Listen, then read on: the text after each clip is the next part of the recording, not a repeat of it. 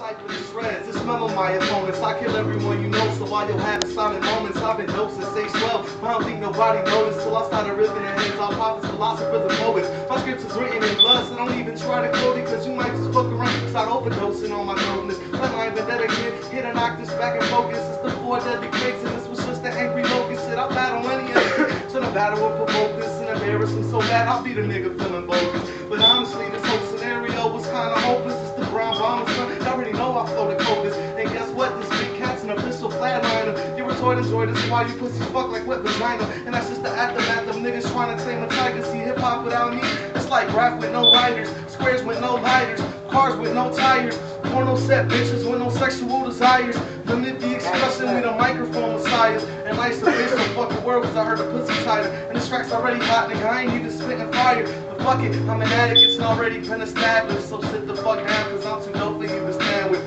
Focus, go ahead and try to work your magic. I'll just spit that freestyle, make you disintegrate and vanish.